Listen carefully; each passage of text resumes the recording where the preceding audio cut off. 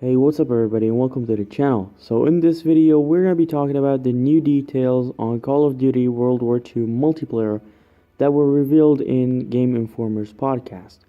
So basically some guys from Game Informer had the chance to visit Sledgehammer Games, and these guys have posted a new podcast episode where they talked about what they learned from their visit to Sledgehammer Games.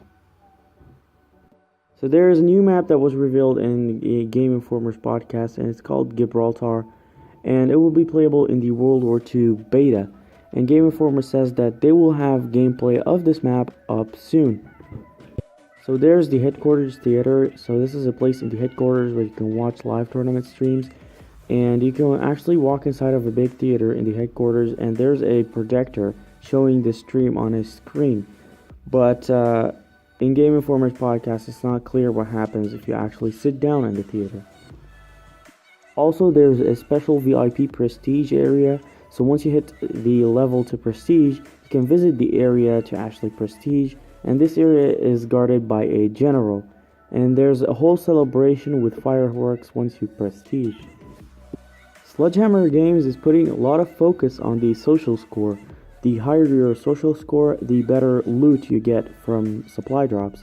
So the social score is dependent upon being helpful and more in the headquarters, and also it increases by completing weekly and daily quests.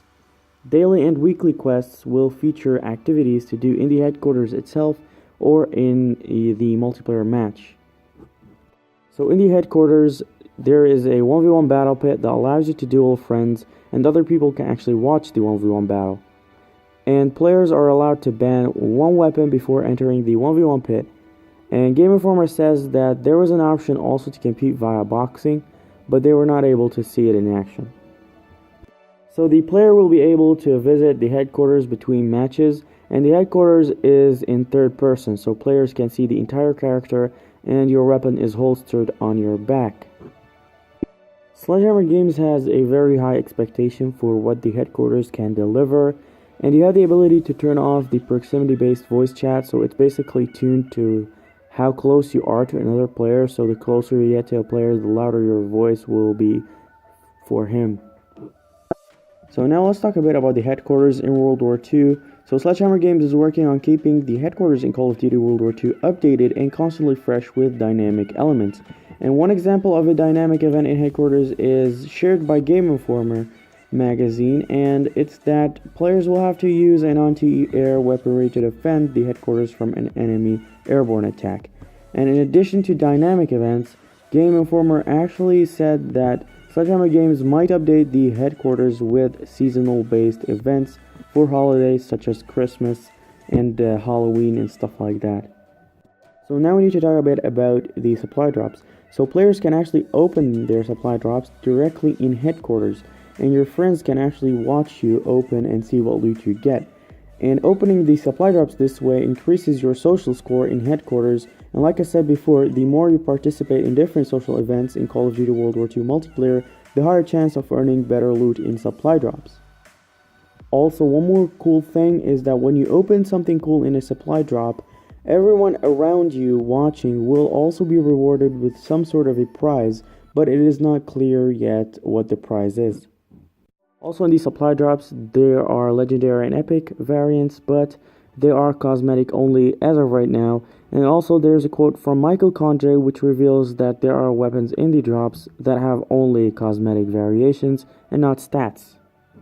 So the quote is, and I quote, "We started with this route in believability. You get to legendary and it's a black ebony wood that's been stained, or maybe an ornamental weapon that a general could have had behind his desk.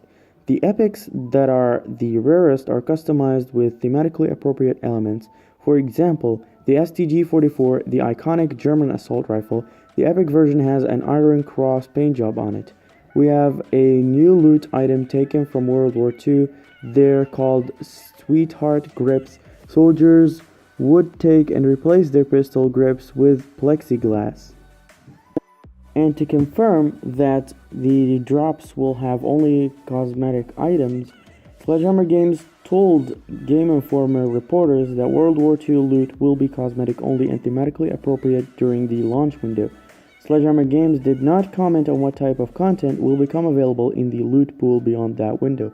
So we don't know if they actually will expand the supply drop items to contain non-cosmetic only variations. So we're gonna have to, see later when the game launches, but for now it's just cosmetic.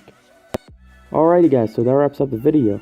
So there will be another video just like this one containing more leaks and news that I'm going to be uploading soon, so make sure to subscribe to the channel, and I will see you guys later.